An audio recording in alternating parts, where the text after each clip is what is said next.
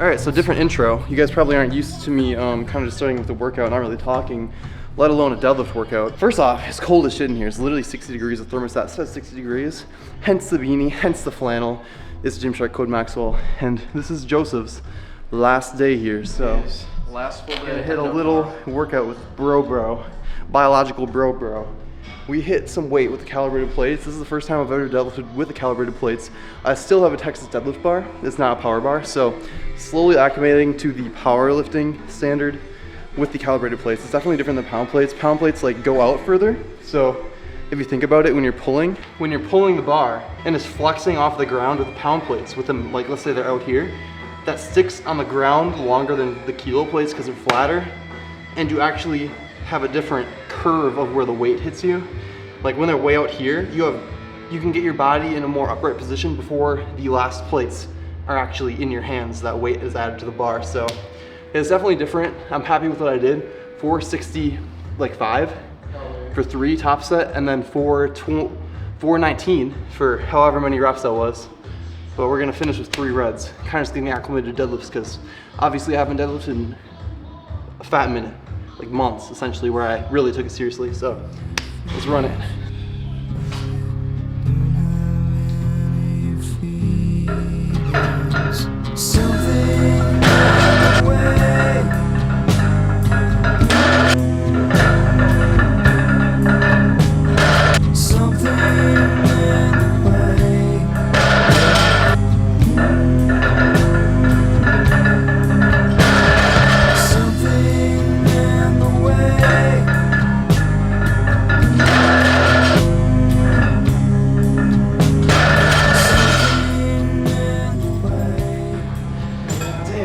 Dude, that is taxing on another level.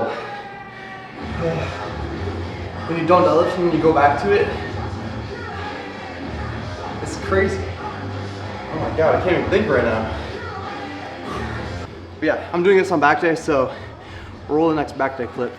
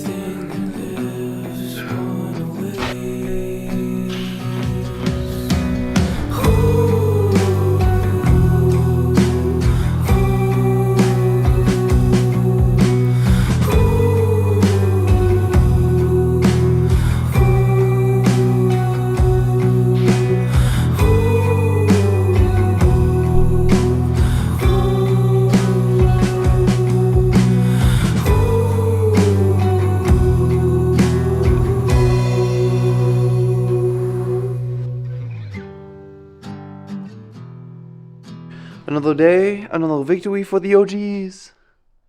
So I was sitting out here in this 0-degree weather, casually contemplating, really just scheming about the age-old question. Bodybuilding or powerlifting? The 2 powerhouses in the fitness industry. We kind of just automatically exclude CrossFit out of there, but between these 2, which one is better? And I was kind of thinking of ways in which we can get another victory for the OG for bodybuilding, and kind of, you know, beat out powerlifting, because powerlifting, who fucking cares if you can lift like 1 more circle than me? I literally could not care less. I just want to look fucking sick and be able to be naked on the beach without even caring. And then I realized, I was like, holy shit, you know what? I'm actually wrong about this. There are 3 different categories, 3 that I should be talking about. And one of them, natural bodybuilding, one in which I fall victim to, unfortunately. The natural bodybuilding category. In reality, I don't actually fall into that category. I've never competed, and I don't have plans to compete. Excluding people like me, where it's just training style I'm talking about the actual 2 sports, like people that actually do participate in events and get medals and stuff from it. Well, I came to the conclusion that there are 3 main categories, right? Natural bodybuilding, bodybuilding on gear where you look fucking sick, and just powerlifting. I'm grouping unnatural and natural powerlifting into one. So I think that the tier list is unnatural bodybuilding, powerlifting, natural bodybuilding. Because let's be fucking real, bro. When's the last time you saw any of your favorite influencer step on stage and you were really like, holy shit, this guy fucking showed up. This guy has the physique. Like, he has a crazy, crazy physique. Look at all that separation. Look at all that definition. Look at the muscle size. Look at the lean. Bro, never. Pretty much fucking never. Like, it's not really possible. Like, you can look good, but it's just, nobody's gonna sit there and watch a natural bodybuilding show just for like the pure fun of it. Or I'm sure a couple freaks will, but in the grand scheme of things, not many people will. But powerlifting, you can get extremely fucking strong just being natural. There's also the added benefit for powerlifting meets. You kind of just show up. Like, you deload in your training before the meet, but you really don't need to like cut down like all these bodybuilding shows. And I know this sounds very hypocritical coming from someone that is always pretty lean, but you have to think about it on an exponential scale. Every percent of body fat that you need to lose and maintain around that stage for a show is exponentially more difficult. So like the leanness that these natural bodybuilding guys are bringing to the stage, like, I would feel like absolute dick. I would not be able to do any of these videos efficiently. Like, it's just very difficult. Like, you're just putting yourself through torture and through physical agony, and ultimately like hurting your physique and hormone profile in the long term for this one show. But powerlifting, unless you're like world class, dude, you don't have to do that. You just like pretty much show up, lift your heavy weights, and go home, feel good about yourself, and keep on training, bro. Simple as that. So that's why I'm putting natural bodybuilding at the fucking bottom.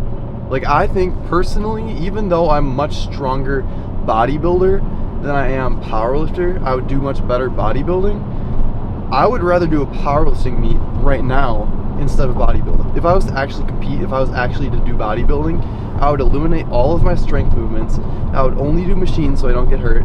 I would probably hop on gear so I don't have to do the natural bodybuilding, because dude, the natural stuff just fucking blows, bro. With the unnatural route, at least you have exogenous hormones to kind of help you out and support your natural hormone profile and make you feel like halfway decent during prep.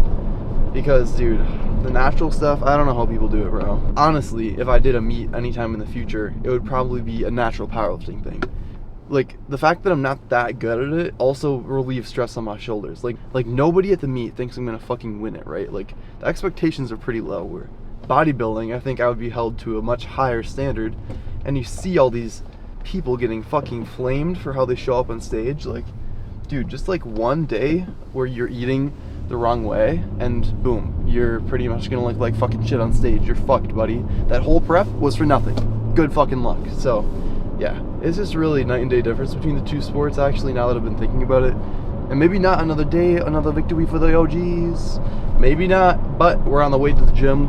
As you guys probably know, if you were following me on Instagram, at Maxwell Krause, my right chest, I said left in the story. I'm an idiot, alright?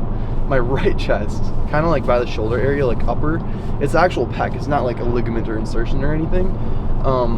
It kind of just felt funky. Like, it didn't hurt when I was doing the exercises, but miraculously, every single day, I kind of get under a empty barbell and do like the movement to see if it hurts or if I even feel it. And today, I didn't feel it at all. So we're going to the gym. We have a little bit, like half scoop of pre-workout, because I'm not gonna go crazy today. But we're just gonna get blood back into the chest. Finally, bro. I've literally watched it deflate in front of my eyes for the longest time. It's been like a balloon losing air right in front of my eyes, bro. So yeah, that's what we're doing right now.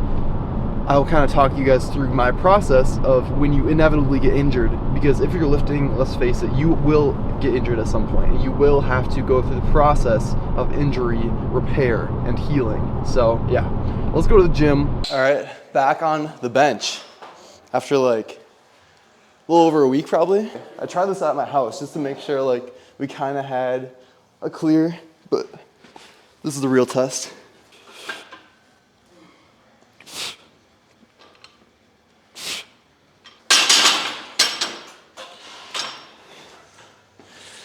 What can I say?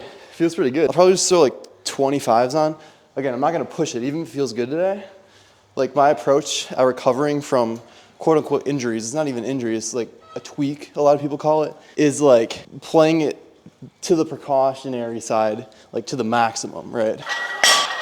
So if you're lifting how you're supposed to be, like truly training to failure and actually pushing yourself, it's pretty much inevitable that you'll be injured at some point in time. The only precaution that you can take against it is properly warming up and not ego lifting and using good form, but that's just still not gonna cut it. You know, if you're really trying to push your training, it will happen eventually.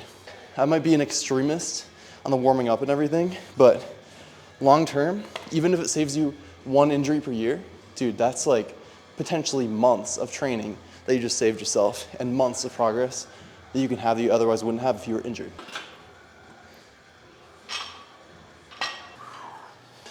And when we're talking about injury and warming up, I see a lot of people, like let's say your max is 2 plates, right? And I was doing this too, so I'm not making fun of you guys, right? This is like a note to my past self. I really should have been warming up with bench, like bar, 25, and so on, like up to 1 plate maybe. Because dude, think about it, like you're already at like over 50% of your max on your first warm-up set, your first true warm-up set. Like that's a lot, dude. Like with squatting, you have a lot more warm-up time before you hit that mark, right? So I see it all the time. People just skip over the 25s for ego reasons. And at a certain point, you don't need to use the 25s. But I'm telling you, man, the warm-ups are criminally underrated. And it's the most just boring part of working out. So nobody wants to really talk about it. So I'm going to take that burden and run with it. I'm looking after y'all. All right, so obviously that 25 felt pretty good. 1 plate. Obviously, I don't even want to go up to like 2 plates or anything. Maybe like 185. Just to pump blood back into the chest. That's the whole thing. Which should help with repairing the muscle and everything. So let's run it.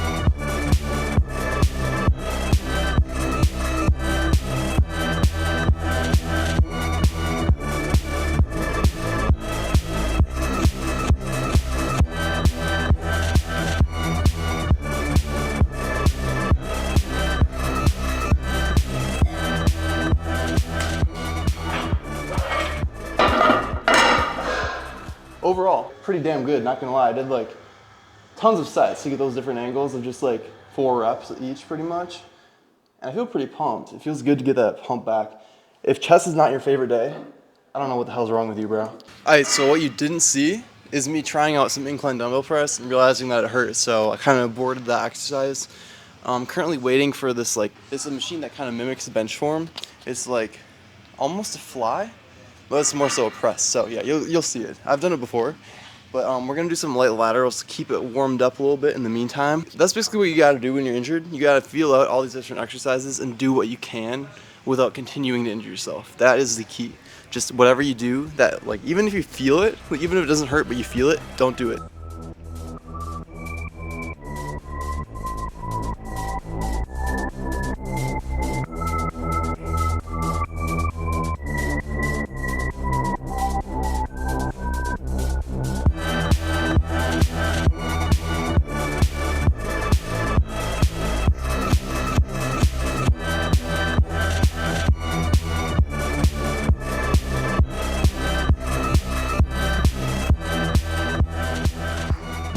Here we are at the next machine. It's actually been a fat minute since I've worked out, so I pretty much lost my whole pump. I was just stuck in the loop of posing and trying to get like the perfect shots, but we broke free, and so now we're on this wide chest press machine, which is basically like a normal chest press, but downward, almost like a path of motion for a bench, because this is a powerlifting gym, they want to train that. And it also flies out at the end. It's kind of like almost a V pattern, so it's like the perfect chest pattern. If you find any machines that have that V pattern, they're good machines and you should probably use them. So yeah, here we are. We can't do any incline stuff, unfortunately. Usually I like after bench press to do pretty much the rest of my workout incline, but since we don't have that as an option, here we go.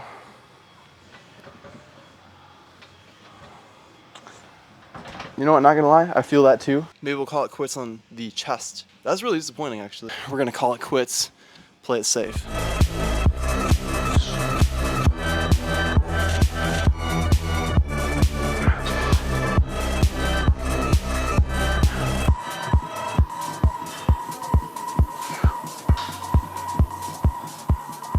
All right, so what I'm doing right here, as you can see, it's heavy ass weight on this, it's called a curl bar, but basically you can position your hands perfectly. So it almost feels like a bench press lockout. And I've found that that really helps. It used to be my triceps that were the limiting factor in bench press, and now I purposely put my hands closer so they activate a little more. It doesn't look like it mass wise, but strength wise, they're putting in the work, baby.